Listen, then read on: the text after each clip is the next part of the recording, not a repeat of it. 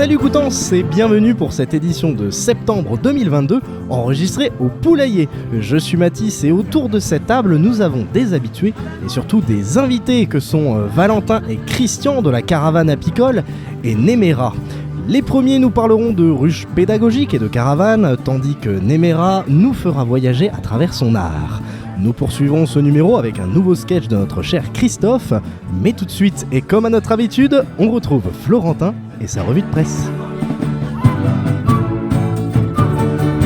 Alors, Florentin, que s'est-il passé dans nos journaux locaux durant ce mois de septembre ? Eh bien Mathis, comme c'est le mois de la rentrée, il se passe plein de choses. Évidemment, en premier lieu, c'est celle des scolaires et des étudiants. Et même une double rentrée selon un article du Ouest France pour 40% des étudiants qui cumulent école et boulot. L'article parle des étudiants de Saint-Lô. Jules cumule 39 heures de travail sur 2 contrats étudiants pour toucher environ 1 500 € par mois. Il a notamment besoin d'argent pour sa prochaine année de cours d'école de commerce. Si lui considère d'en sortir depuis 1 an tout en profitant un minimum d'une vie sociale, ce n'est pas aussi facile pour Lola qui travaille au McDo de Saint-Lô, qui a travaillé 90 heures par mois et les professeurs se plaignaient qu'elle dormait presque en classe dû au rythme de ce job. En revenant à 60 heures par mois, pour pallier cela, Lola perd un tiers de son revenu et doit donc bien optimiser ses achats qui ne se limitent vraiment qu'à l'essentiel, des sachets de soupe entre autres. Bref, 2 exemples qui sont loin d'être des exceptions. Et on souhaite une bonne rentrée à tous les étudiants, en espérant que cette année ne soit pas dérangée, encore une fois, par une épidémie.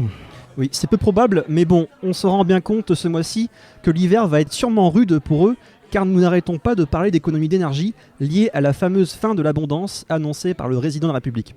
On voit fleurir partout dans le journal des bilans de conseils municipaux sur des actions d'économie, notamment sur l'éclairage nocturne, les illuminations de Noël et aussi les enseignes des commerçants, mais aussi sur le chauffage des lieux publics et notamment les écoles.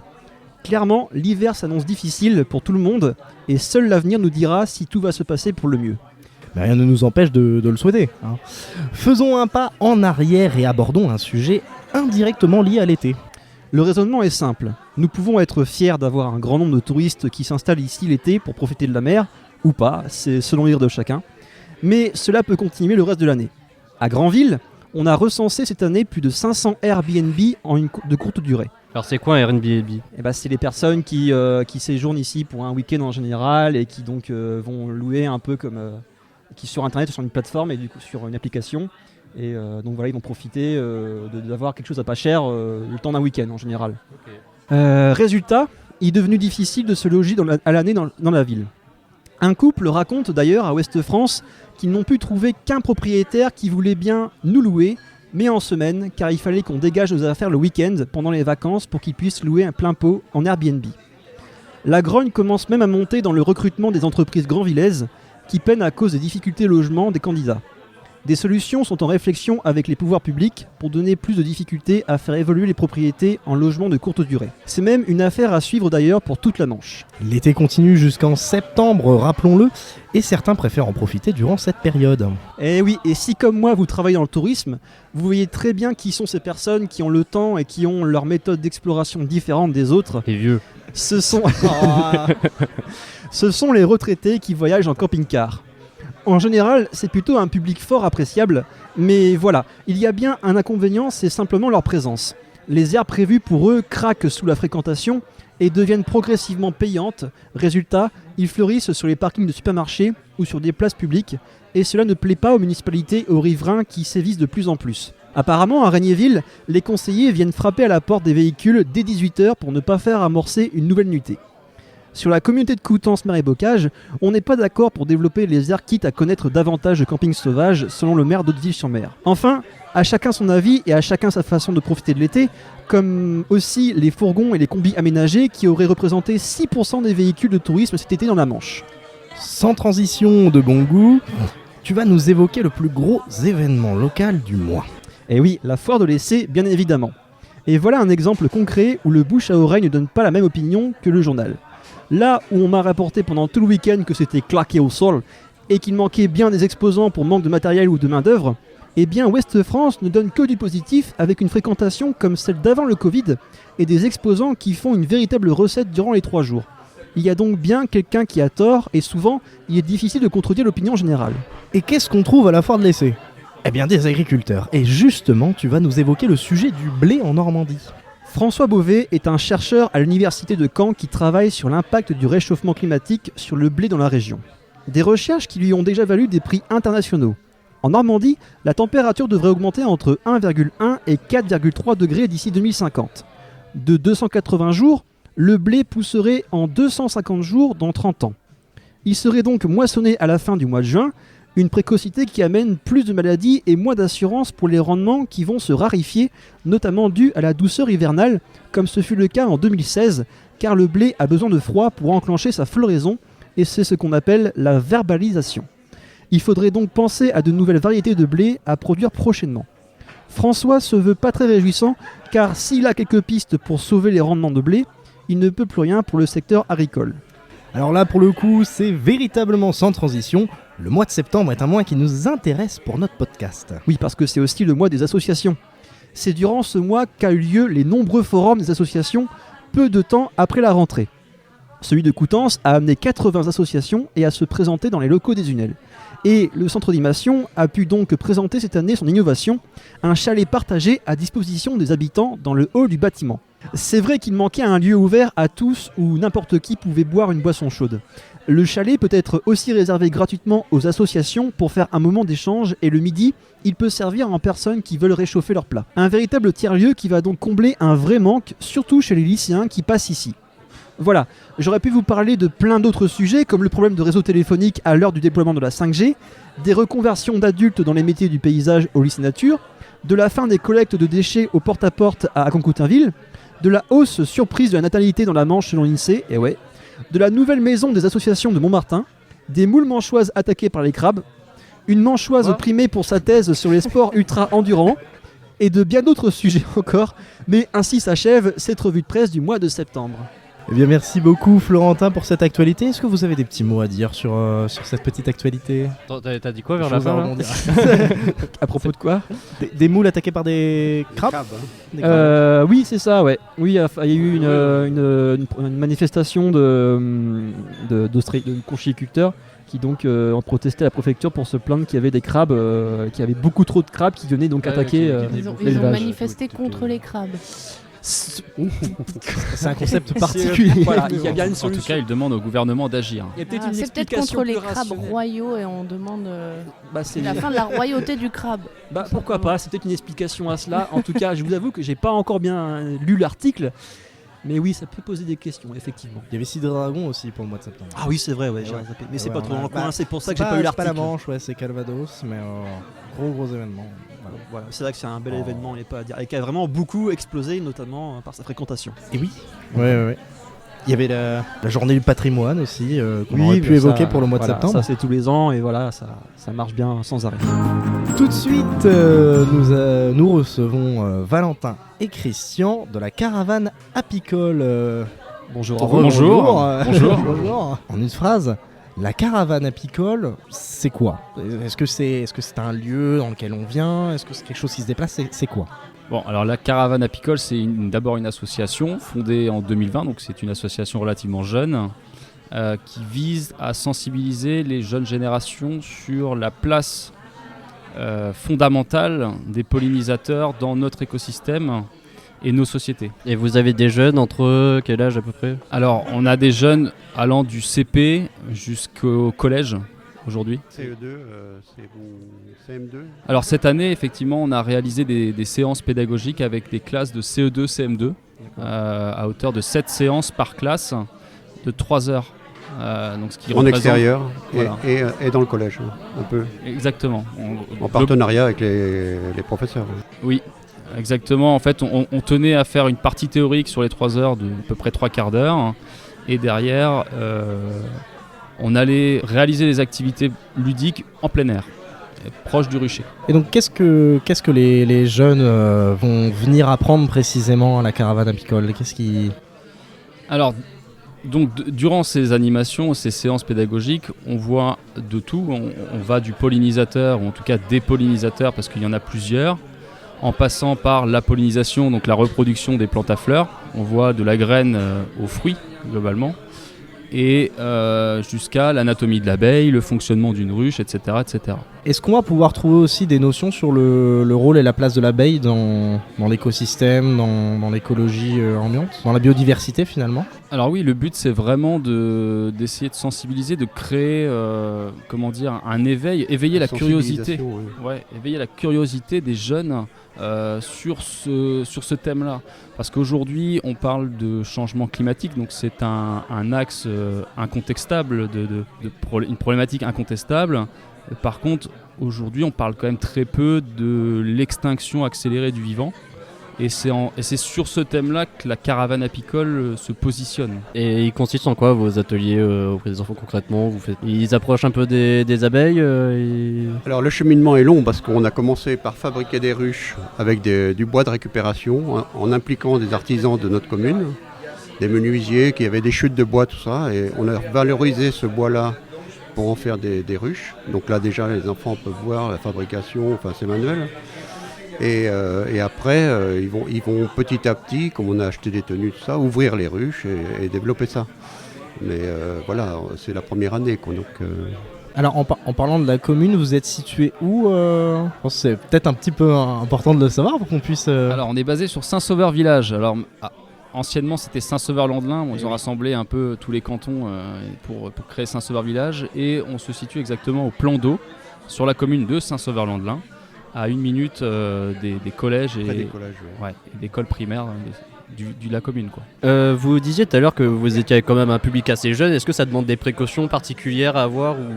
Bien sûr, on a acheté des tenues, mais on veut aussi les impliquer. On n'a pas parlé de l'abeille, en fait. L'abeille, on va chercher des abeilles noires pour réimplanter l'abeille noire dans notre région, parce que c'était elle qui a toujours existé. Et donc avec Valentin, on va chercher ça chez un apiculteur en Bretagne. On va aller en rechercher encore au printemps prochain pour aussi sensibiliser les enfants à ce qu'était l'abeille dans le monde ancien, quoi. Enfin, au siècle dernier même. Hein. Et l'idée c'est aussi d'aller un peu plus loin encore l'année prochaine, c'est-à-dire qu'on a commencé le rucher en 2021 avec une ruche pédagogique, c'est-à-dire que l'on peut ouvrir de l'extérieur des petites fenêtres sur la ruche ou avec des fenêtres en plexiglas, on peut observer le fonctionnement d'une ruche de l'extérieur. Donc ça c'était la première étape. La deuxième étape c'était cette année où on a étoffé le rucher avec 2 nouvelles ruches toujours en bois de Douglas recyclé que l'on a fabriqué, donc notamment avec Christian et puis un menuisier de la commune de Saint-Sauveur. Et l'année prochaine on va aller encore plus loin en positionnant une ruche de paille. Donc c'est des ruches méthode un peu ancestrale de l'apiculture, et aussi une ruche tronc utilisée notamment beaucoup encore dans les Cévennes. Donc ça vous allez le faire aussi avec les enfants du coup Complètement. La partie atelier, on la fait pas avec les enfants, mais on pourrait. On pourrait. Ouais. On pourrait. C'est une idée, merci. De rien. Moi j'ai une question. Pourquoi la caravane apicole? Alors là, ça touche à l'origine de l'association. Et en fait, la caravane apicole, initialement, c'est parti d'un projet un peu personnel parce que pendant le confinement, vous en conviendrez, on avait un peu de temps pour réfléchir. Et en fait, j'ai essayé de rassembler un peu les domaines d'affection, on va dire, que j'avais, qui étaient l'animation, qui sont l'animation, le voyage et l'apiculture. Voilà. Donc, ce qui a été accouché sur le papier, c'est... Tenez-vous bien, un tour du monde sur le thème de l'apiculture, en allant d'école en école, un peu partout dans le monde. Voilà, sur 3 ans, à l'aide d'un camion aménagé. Le projet a évolué depuis, il est devenu beaucoup plus collectif finalement, parce que après un recul, je disais, il est un peu ambitieux quand même. Et ok, c'est bien d'avoir ce type de projet, mais il faut le tester avant en local. Et donc c'est ce qu'on a fait, quoi, le tester en local avec le rucher école de Saint-Sauveur village. Bon, maintenant il évolue, mais par contre on garde toujours en tête le camion pédagogique itinérant. Donc un jour il est fort possible qu'on puisse voir un camion caravane apicole circuler. C'est l'objectif en fait. Donc le premier axe c'est vraiment d'étoffer le rucher de Saint-Sauveur village. Et le deuxième axe est d'acquérir un camion que l'on aménagerait en camion pédagogique itinérant, parce que l'idée c'est vraiment d'avoir un côté où on est dans la région et on se déplace dans la région, admettons Coutances, Mer et Bocage, d'école en école, de structure en structure. Alors, ça peut être des IME, des maisons de retraite, des PEP, des villages vacances, peu importe, et d'être capable de décrocher sur des sites en France, donc une école en France, un apiculteur en France, et pourquoi pas des apiculteurs dans l'Atlas au Maroc. Voilà, l'idée c'est d'avoir la capacité de pouvoir décrocher à tout moment avec un camion itinérant.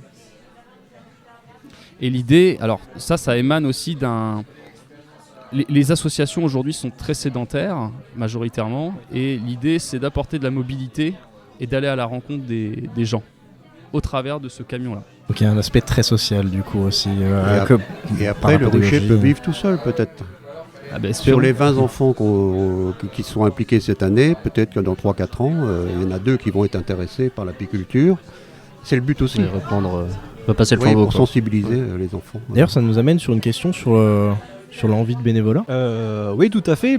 Vous avez un petit peu répondu déjà, mais bon, quand même, on va être plus explicite. C'est justement qu'est-ce qui vous a donné envie de pousser le projet vraiment à des fins associatives et que vraiment vous devenir vraiment bénévole. Qu'est-ce qui vous implique personnellement dans ce projet en fait? Mais on est déjà impliqué personnellement. Moi, j'ai déjà des ruches personnelles depuis toujours. J'ai toujours fait ça, je suis toujours passionné par ça. J'ai une 20aine de ruches. Mais quand Valentin m'a parlé de ça, je me suis impliqué parce que l'idée déjà de partir du bois pour aller jusqu'au miel, ça me plaisait. Et puis les enfants quoi. Puis moi j'ai des petits-enfants de cet âge-là, je me dis ils habitent loin, j'aimerais bien qu'on fasse pareil dans leur région, à Paris où ils sont. Vous voyez qu'ils sont trop loin pour que moi je leur montre ce que mon grand-père m'a appris. Quoi. Il y a ce côté aussi, transmission. Bien sûr, tout est là. Quoi. On a évoqué le miel, moi je suis un peu gourmand. Est-ce qu'on peut le retrouver le miel? Est-ce qu'on peut goûter ce miel?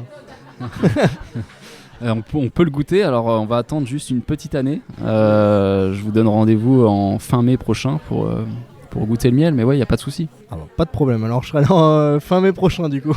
Une petite question, forcément, c'est lié à notre sujet aussi, c'est Coutances, enfin le territoire, le coin. Est-ce que vous considérez que votre association elle s'épanouit là où elle est implantée à Saint-Sauveur? Oui, aujourd'hui on a eu la chance quand même que la municipalité nous suive dans ce projet pour l'implantation du rucher à 1 minute des écoles. Donc l'implantation elle est surtout localisée à Saint-Sauveur village aujourd'hui. Il faut savoir quand même qu'on est en partenariat fort avec l'association Avril pour réaliser ces séances pédagogiques, donc il y a un lien quand même avec Coutances. L'idée c'était aussi de ne pas marcher sur des associations déjà en place depuis des années, et plutôt de travailler en partenariat parce qu'il y a du travail, il y a des choses à faire ensemble. Et l'idée, elle est vraiment là, quoi, de se serrer les coudes et voir comment on peut mener ces sujets-là ensemble, quoi. C'est bien ça. Écoutant, je trouve que c'est une petite parenthèse, mais je trouve que les associations s'entraident plutôt bien. À Coutances. C'est marrant, parce que j'ai entendu le contraire. Ah je sais pas. Il y a quelqu'un qui est venu venir me voir et qui m'a dit ouais, les associations ils font chacun leur truc de leur côté. Ça dépend lesquels, ça dépend Ouais, lesquels. ça dépend, il y a de tout. Voilà. Et donc on a l'exemple concret que si. Ouais, Voilà. clairement. Donc, voilà. Comment on peut vous aider et si on a envie, comment on peut devenir bénévole? Quels sont les types d'aides qu'on peut apporter à l'association La Caravane Apicole? Pour aider, il faut planter des fleurs dans votre jardin pour sauver l'abeille. Pas mal. Ah ouais. Alors il y a même il y a plantage de fleurs, ça c'est une chose. Là, je reviens d'Anjou et on a rencontré un apiculteur qui fait des séances pédagogiques assis avec des enfants, donc un peu comme ce que l'on fait. Et il nous a expliqué, donc il était en train de construire des nids pour des abeilles sauvages. C'est en l'occurrence, ça s'appelle l'osmie cornue. Et en fait, il m'a donné un bout de bambou où il y a des larves qui sont prêtes à éclore au mois de mars-avril prochain.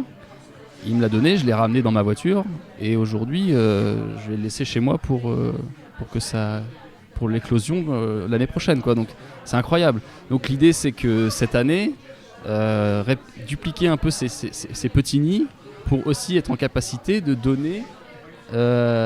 Ça peut être aussi cette forme-là, quoi, plantation des fleurs, mais les abeilles solitaires, on n'en a pas parlé beaucoup de l'abeille, mais Oui, y a pas que l'abeille. quand on parle d'abeille, on pense à l'abeille dans les ruches, mais l'abeille dans les ruches, qu'on appelle domestique ou sociale, ça occupe 5% des abeilles dans le monde.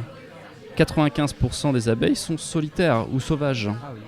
Voilà, elles n'ont pas le caractère social et l'organisation qu'il peut y avoir dans une ruche. Les abeilles sauvages, c'est ceux qui sont un petit peu plus grandes par rapport aux autres, non? Il y en a de toutes sortes. Ouais. Il y en a de toutes sortes. Il y en a de plus de 1000 espèces en France, 20 000 dans le monde, c'est énorme. Ah oui. Et donc c'est ça aussi, c'est aussi ce regard-là qu'on a voulu apporter aux enfants. C'est aujourd'hui, on a on pense à l'abeille domestique où elle est capable d'aller s'alimenter sur un rayonnage de 3 km. Une abeille sauvage ou solitaire, ça va de quelques mètres à quelques centaines de mètres. D'où le besoin de la multiplicité des habitats et de la diversité aussi de l'alimentation qu'on peut trouver localement, quoi.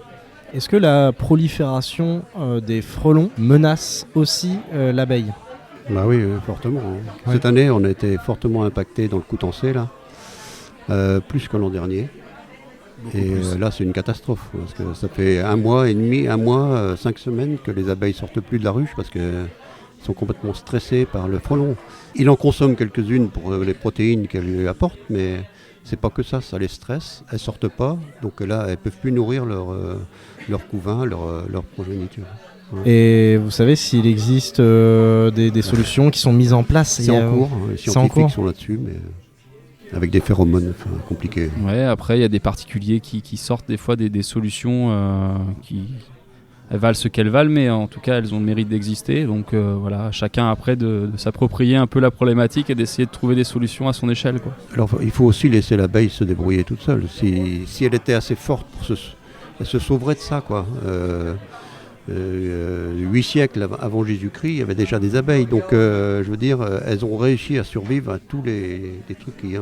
Ouais, il faudrait qu'elle s'adapte Il finalement. faut qu'elle s'adapte. Ouais. Mais sauf que là, tout de suite, l'abeille toute seule, elle ne s'adapte pas. C'est l'homme qui... Enfin, notre abeille domestique survit parce qu'on l'aide. Sinon, la nature actuelle ne lui permet pas de survivre, quoi.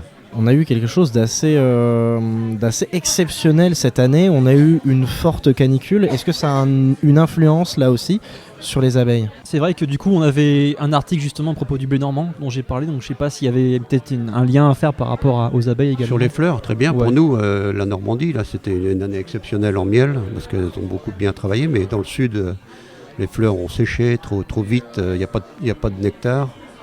Donc pour eux, c'est une année catastrophique. Plus les incendies, il y a eu, je sais pas, dans les Landes, il y a eu, je ne pourrais pas dire de bêtises, plusieurs centaines de colonies qui ont été brûlées. Ah oui, Parce qu'ils mettent ça dans les forêts. Ouais. Donc ça, mais aussi la sécheresse, c'est pas bon non plus, trop. Eh bien, merci beaucoup d'avoir répondu à toutes ces questions. Si jamais nos auditeurs en ont, faut pas qu'ils hésitent à nous les faire parvenir, et on les fera parvenir à la caravane apicole par la Prochainement, suite. des réseaux sociaux pour la caravane apicole. Ouais.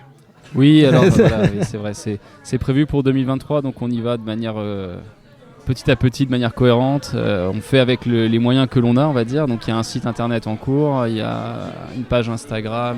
Je voulais Facebook rajouter, en cours. vous parliez du miel tout à l'heure, mais l'idée, c'est pas non plus de faire de l'argent avec le miel. Hein. Non, bien sûr. Non, Un but non. pédagogique. C'est- On il y a- ne veut pas faire oui, une oui, grosse oui. production. Non, c'est pas le un but. partage en fait. Il y en aura, bien sûr, forcément, pour les enfants et pour l'association. Mais C'est voilà. un peu une forme de jardin partagé en fait, mais avec du miel. Oui, complètement, ouais, exactement. Bah, merci beaucoup d'avoir répondu à nos questions. Merci à vous. Tout de suite, Nemera, C'est ça. ouais, Nemera va nous interpréter Keep Me in Your Arms. C'est parti.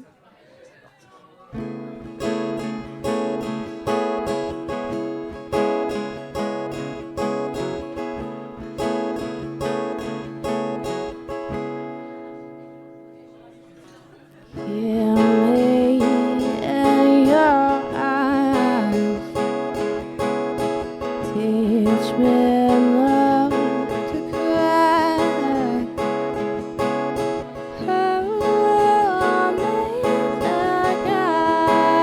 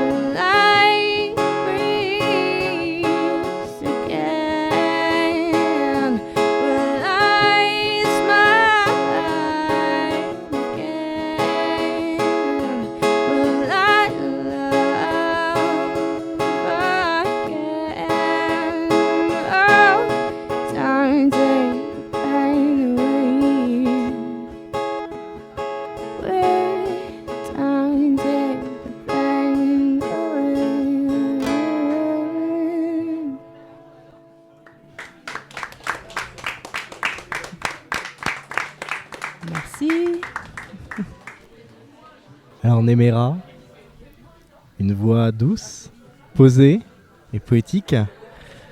Quand est venue l'envie de la partager? L'envie de la partager, je pense qu'elle a toujours été là, mais le filtre qui m'empêchait de le partager, il est parti un peu avant le confinement.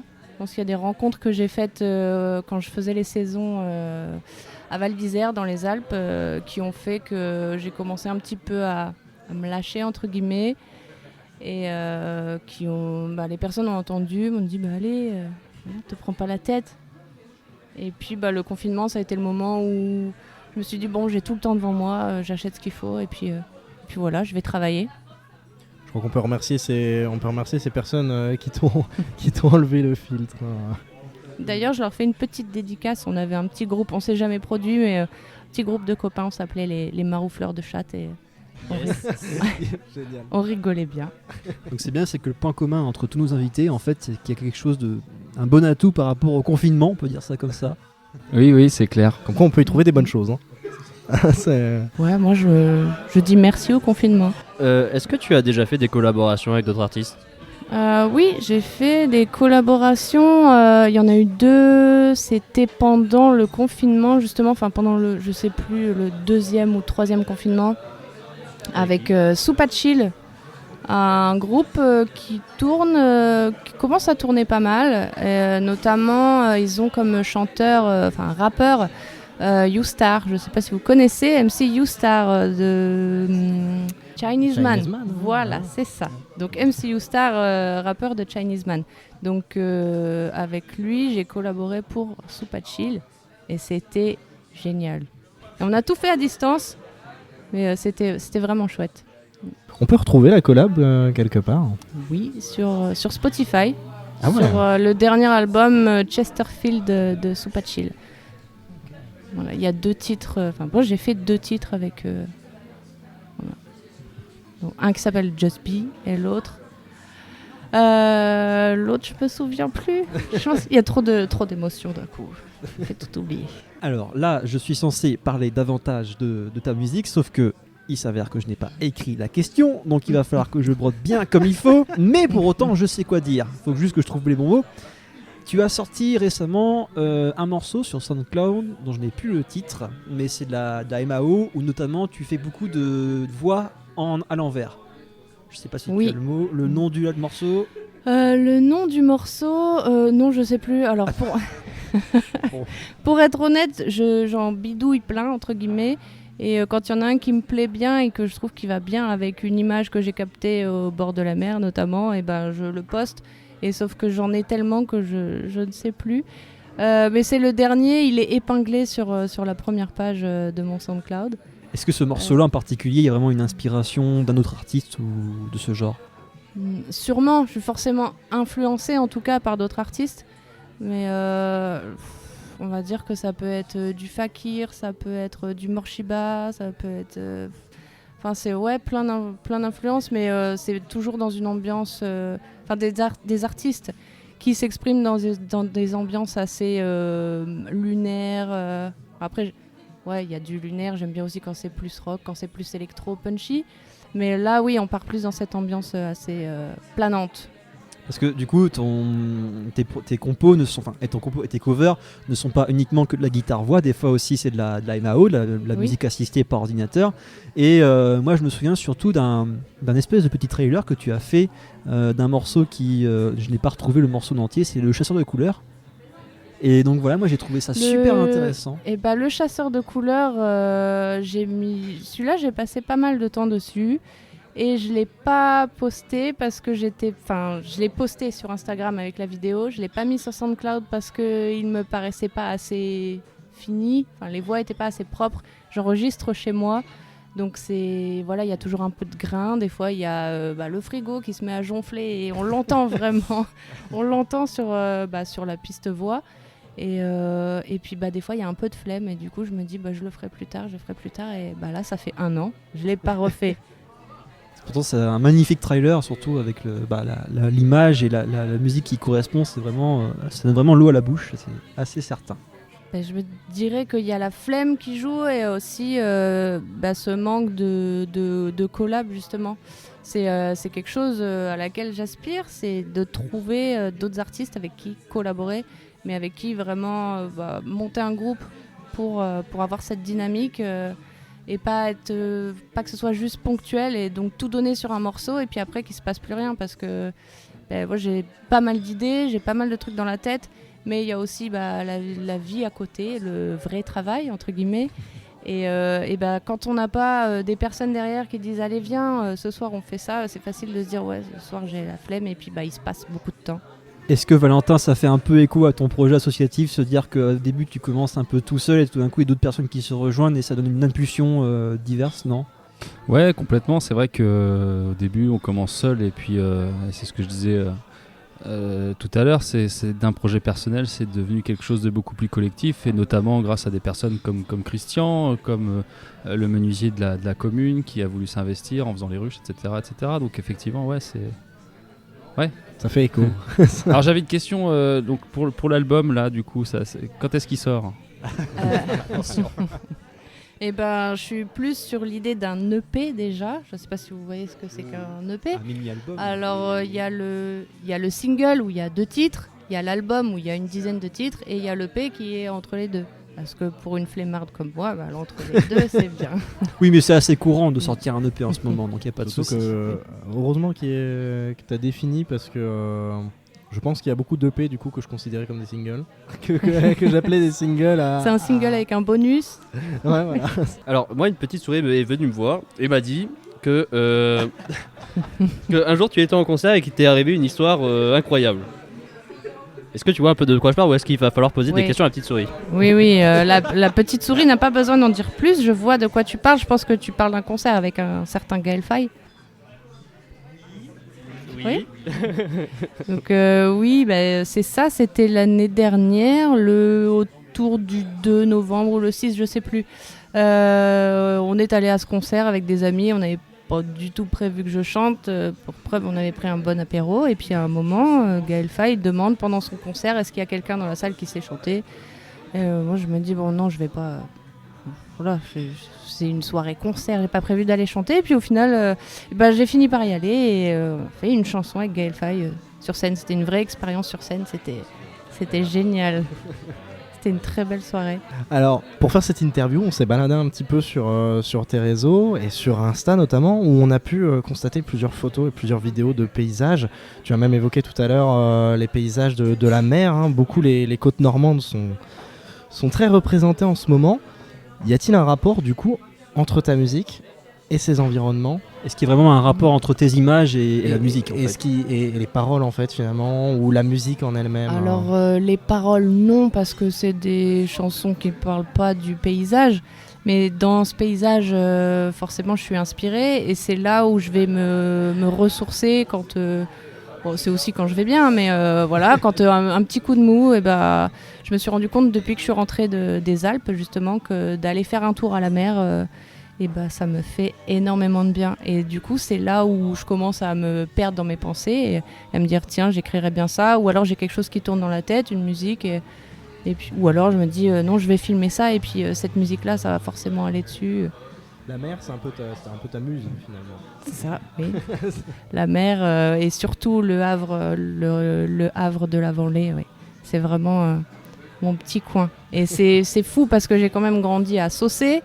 Et jusqu'à mes 22 ans, j'avais jamais mis les pieds dans cet endroit. Et... Il vaut mieux tard que jamais. Sinon, hormis ton projet musical, est-ce que tu as participé à d'autres projets dans le coin ? Et peut-être un festival ? Oui, merci la petite souris. Oui, à plusieurs reprises, chauffé dans la noirceur. J'ai été bénévole, donc pas pour chauffer dans la noirceur, c'est différent. Donc il y a je ne sais pas si vous êtes déjà allé au stand de crêpes à chauffer dans la noirceur. C'est le stand du Secours populaire et c'est une exception de chauffer dans la noirceur, c'est que ce stand-là, les bénéfices vont pas être reversés à l'association de chauffer dans la noirceur, mais à l'association du Secours populaire. Donc je ne suis pas bénévole pour chauffer dans la noirceur, mais pour le Secours populaire. J'affectionne énormément chauffer dans la noirceur. Ouais, très très sympa. Ouais. Très convivial. Oui, et familial. Alors, personnellement, j'ai découvert cette année, c'était génial. Hein. Ouais, s'il n'y a pas à dire. Ouais. Bah, c'est une bonne expérience pour nous aussi. Hein, y a pas... Et Ah oui, encore, oui, oui. Chauffer dans la noirceur a grandi parce que avant le confinement, c'était un site très très petit. Enfin, il accueillait 5000 personnes maximum et c'était un camping très très familial, quoi. Maintenant, ça a grandi, quoi. Il y a plusieurs scènes. Mais il y a toujours un peu cet esprit un peu familial, mine de rien. Enfin, Oui. notre côté novice. On l'a beaucoup ressenti quand on était. Ah ouais. Mais ça on s'est prend pas d'ampleur. senti écrasé ou quoi. Non, on s'est senti vraiment. Ah bah, bien. l'après-midi, oui, c'est encore autre chose aussi. Et puis cette année, il y avait le stand de Parentibus avec un petit coin justement découvert pour les enfants. Donc ça faisait... il y avait ce côté plus familial aussi. Ouais. On essaie de le garder, mais le soir, c'est différent. C'est familial d'une autre manière. Oui, il y a d'autres enfants le soir. Ouais. Tu as fait une scène aux Grandes Marées à Joulville au mois de juillet. Comment ça s'est passé ? Eh ben, ça s'est bien passé. Alors, c'était pas dans le festival des Grandes Marées, c'était dans le cadre du festival, c'était les off du festival. Et donc, en fait, il y avait plusieurs bars qui participaient à ces off et qui ont sélectionné des artistes pour jouer pendant le festival, donc autour du festival. Et ça s'est bien passé. J'étais très stressée, et ça s'est bien passé. Et est-ce qu'il y aura d'autres occasions pour te revoir sur une scène ou autre chose ? J'aimerais bien, mais pour l'instant, il n'y a rien en projet, mais oui, j'aimerais bien. Donc pas impossible, déjà c'est pas mal. Ouais, Ah oui, ouais. oui. Et tu Du coup, on chantes, croise les doigts. tu chantes que tes compositions ou tu chantes également des reprises? Alors je fais des reprises, mais c'est des reprises avec mes instrus. Donc en fait, je garde pas les lignes musicales de base. Il y a un réarrangement. Voilà, oui, je les entends différemment, du coup je les... Voilà. Ça, ou des fois je commence à faire une instru et je commence à chantonner et je chante une ligne de voix qui existe déjà et du coup je me dis mais oui, ce texte-là irait bien là-dessus et voilà, c'est plus comme ça que ça se passe. Alors évidemment une petite question, voilà, un peu plus institutionnelle, on va dire ça comme ça. Est-ce que tu penses qu'il y a assez d'opportunités dans le coin, enfin Coutances et autour, pour lancer son projet artistique comme le tien ? Alors, il y a possibilité de construire le projet, de trouver du monde pour s'entourer, à condition d'être assidu, d'y travailler, de s'ouvrir, de sortir un peu pour rencontrer les gens. Après, pour que ça marche, ça dépend dans quel sens on attend que ça marche, quoi. Je pense que c'est pour la culture, les villes comme les nôtres, c'est génial en période estivale. Surtout, le festival du jazz, il y a possibilité vraiment de faire des choses. En hiver, c'est beaucoup plus compliqué. Je pense plus à la ville, la grande ville, entre guillemets, à ce moment-là. Eh bien, merci beaucoup. Alors, on peut te retrouver sur Insta, donc c'est @nemera-musique. C'est Nemera-musique. Et Nemera, ça s'appelle N-E-M-E-R-H-A. Exactement. Yes. Et sur SoundCloud, au même nom. Oui, sur SoundCloud c'est le même nom. Oui. Mais sinon sur YouTube doit y avoir quelques vidéos, mais le plus de contenu où j'ai publié c'est Instagram. Ouais. Ok, ben merci beaucoup. Avec plaisir. Pour tout ça, Nemera. Et tout de suite, retrouvons une fabuleuse histoire de Papy Castel. Ah, les enfants, vous voulez une autre histoire de ce bon vieux Papy Castel? Alors laissez-moi vous conter la fabuleuse aventure de deux inspecteurs d'exception. Quoi? Mais qu'est-ce que je raconte? C'était deux petits gardes-main, oui. J'ai nommé Castellanos et Le Gros. Alors, voici leur histoire. Tout d'abord, remettons le décor. Castellanos et Le Gros sont en mission dans une maison d'arrêt, bien loin de leur petit patois natal. Arrivé sur place, Le Gros ouvre le pas. Étrange, la porte est déjà ouverte et personne n'est à l'entrée. Cela il ne présage rien de bon, mon bon Le Gros. Ne restons pas à l'entrée, entends. Vous avez raison, mon cher, après vous. Une fois rentré à l'intérieur... Oh non, c'est terrible! On nous a volé la vue, mon bon Castellanos!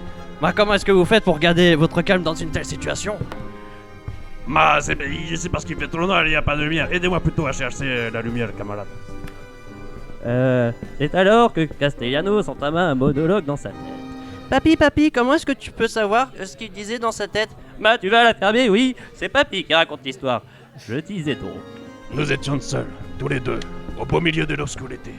Sans entendre la détresse de Le Gros à côté. Castellanos, les murs, comment ça s'est entendu ou j'en fais? Oui, non, c'est bon. Bah, c'est alors que j'ai entendu un bruit étrange.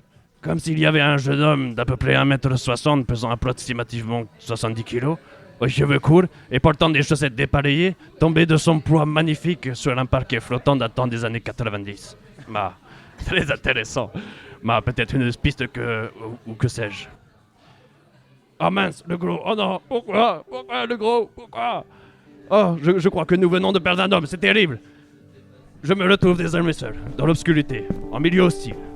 Un courant d'air me caresse le cou, faisant parcourir un petit vent d'air frais à travers mon corps musculeux et huilé de ce matin.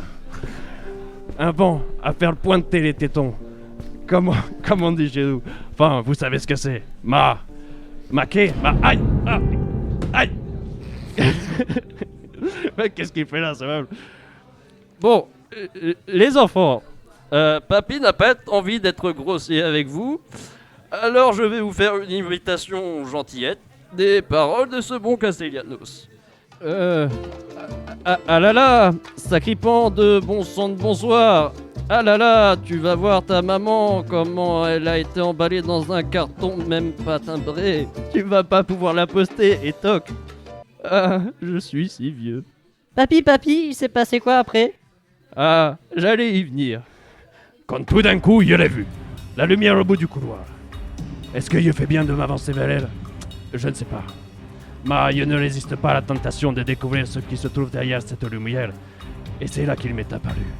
C'est là que je les ai vus. Les murs, bien qu'un peu écaillés, laissaient un peu à désirer, mais nous avions le bonheur d'avoir un magnifique système de cordage, toute une logistique pour l'étang de son linge, du lit de Jacob jusqu'à celui de Mohamed, fil qui passe par-dessus la tête du petit Kevin, du Puliani. Mais alors que je m'exaltais devant tant d'ingéniosité, c'est alors que j'ai entendu un son à faire frémir un chat de Pérou, mais également suave et torride, étrange et attirant à la fois. Un son qui disait: Castellanos, le gros! Attendez que je vous attrape, petit gardement. Vous allez arrêter vos enfantillages. En plus de ça, vous êtes encore en retard. Attendez que je vous attrape. Bien, chef, mais on ne commence plus, mais il croit qu'il faudrait quand même appeler quelqu'un pour le gros. Il croit qu'il ne va pas très bien. Eh oui, et encore ces deux gardements qui mettaient le boxon dans une enquête. Ah, c'est drôle, ça me fait penser à la fois où... Monsieur Castel, c'est l'heure de prendre vos médicaments. Ah, mais ce sera pour une prochaine fois. Oh oui, montez, vite, montez. Donc ce petit sketch est inspiré d'un article de journal, d'un fait divers. Oui, exactement, un article du Tendance Ouest qui s'intitule À Caen, les détenus, aussi prisonniers de la Vessuité. Bon, je vous fais un petit résumé de l'article. On y parle surtout de surpopulation, des maisons d'arrêt notamment, de la peinture écaillée et j'en passe. Bon, là vous allez me dire, ouais mais ce sont des détenus, bon, ils sont pas là pour passer un bon moment, bon soit. Mais bon, lorsqu'il n'y a que théoriquement 269 places et qu'il y a 364 détenus, voire pire, en 2009 par exemple, il y avait 480 prisonniers dans la maison d'arrêt donc de Caen. 480 détenus pour 269 places, c'est un peu short. Ouais. C'est juste, ouais. C'est très juste, ouais, c'est pas dire. Mais du coup, on peut faire le parallèle parce que du coup, on a aussi une maison d'arrêt ici à Coutances. Alors, je vous avoue que j'ai pas des news fraîches. Ça date de 2016, mais bon. En 2016, donc, 14 personnes sont logées dans 26 mètres carrés, soit une surface de 1,85 m par personne. C'est très petit. Très peu. Ouais, Et juste pour un lit. je voudrais passer un petit mot, petite dédicace au mec que j'ai vu dans mes recherches qui s'est fait arrêter parce qu'il avait menacé son voisin avec une clé anglaise. GG à toi, bon séjour à la maison d'arrêt de Coutances, mec. Alors moi je tiens à dire qu'il y a eu des références de remarquer, non? Je t'ai vu... Alors en fait, il y a eu un passage où Christophe, tu parlais de... enfin non, pardon, Papy... Oui, Papy Castel. Papy Castel. Tu parlais d'un... où tu vas pas la reconnaître ta mère quand elle va être timbrée dans un carton. Ça m'a fait penser à une autre info. En fait, je sais pas où ça s'est passé et je sais plus exactement quand, mais on va dire que c'était dans le mois. Et j'ai lu cette nouvelle disant qu'en fait, un homme a caché la mort de sa mère ou de son père et vivait dans la maison avec ce cadavre, voilà. Et puis ça a été appris plus tard. Et alors peut-être que j'ai mélangé avec une série qui est sortie il y a très peu de temps et qui est assez glauque. Et c'est un peu dans le même thème. Mais oui, ça m'a fait penser à cette nouvelle-là. Voilà. Mais apparemment, c'était pas celle-là. C'est une référence involontaire en fait, c'est ça. Ah, bon. Eh bien, merci beaucoup Christophe pour Merci à vous. ces fabuleuses aventures de Papy Castel. Alors, bonjour Victor, tu vas nous parler un petit peu du poulailler du coup dans lequel nous enregistrons ce soir. Alors bonsoir à tous, donc moi c'est Victor Guérin, donc j'ai 30 ans, donc je suis propriétaire du poulailler depuis, récemment sous peu, depuis exactement le 7 juin 2022. Donc en fait j'ai repris la suite de mon père. Donc mon père a créé donc, le poulailler en 2002, donc ça fait 20 ans cette année que le poulailler existe. Pour répondre à la question que beaucoup se posent, pourquoi le poulailler ? Mon père précédemment avait le Bugatti. Et il a décidé donc d'agrandir et de refaire des travaux. Et il est tombé par hasard sur un client dans le bar qui était un artiste peintre. Ils ont sympathisé et il lui a donné carte blanche pour refaire le bar. Il lui a proposé plusieurs croquis, tout ça. Et ils sont partis dans un délire de le poulailler. Et donc tout ce qui touche avec des peintures, enfin tout le bar a été fait à la main. Et il a vraiment laissé carte blanche et puis après c'est parti de là et voilà. Donc 20 ans plus tard le poulailler a bien évolué. Donc moi lors de ma reprise j'ai créé donc le rooftop, le perchoir qui est vraiment la grosse nouveauté de cette année. Donc c'est la terrasse avec vue sur la cathédrale. Donc on peut voir vraiment les toits de Coutances, c'est vraiment sympa. Donc moi j'ai essayé d'amener ma touche pour me différencier. Donc aujourd'hui je propose différentes choses à grignoter pour le soir. J'ai apporté de nouvelles boissons, de nouvelles choses. Donc voilà, c'est un endroit convivial et qui est reconnu par les Coutançais. Et puis c'est un bar qu'on s'y sent bien, que c'est chaleureux. Donc voilà, je vous invite à C'est vrai que c'est très chaleureux. Et ne serait-ce que de venir déjà pour voir les murs. Les murs c'est quelque chose. Avec toutes les fresques autour, moi j'adore. Et bientôt une terrasse avec ouverture vue sur mer. Ouais, voilà. Ah, pas mal ça. Merci le réchauffement climatique. Merci beaucoup Victor de nous avoir un petit peu plaisir de nous avoir reçus. Présenté le poulailler. Eh bien, ce numéro touche à sa fin. Alors merci à Christian et Valentin de nous avoir présenté la caravane apicole, d'être venus ce soir, d'avoir accepté notre invitation. Merci à vous. Merci à toi Nemera d'être venu, de nous avoir présenté un petit peu ton art, de nous avoir fait un petit teaser. Merci à vous pour votre écoute.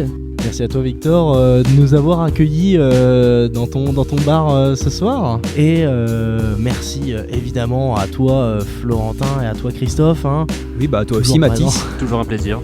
En attendant le prochain numéro du mois d'octobre, vous pouvez nous retrouver sur les réseaux sociaux, donc sur Facebook, sur Instagram et même par mail si jamais vous avez des petites propositions à nous faire à salutcoutance@gmail.com. Et vous pouvez aussi nous écouter sur YouTube et Mixcloud et maintenant sur Spotify. D'ici là, portez-vous bien, on vous fait plein de bisous et salut Coutances. Salut Coutances. Salut.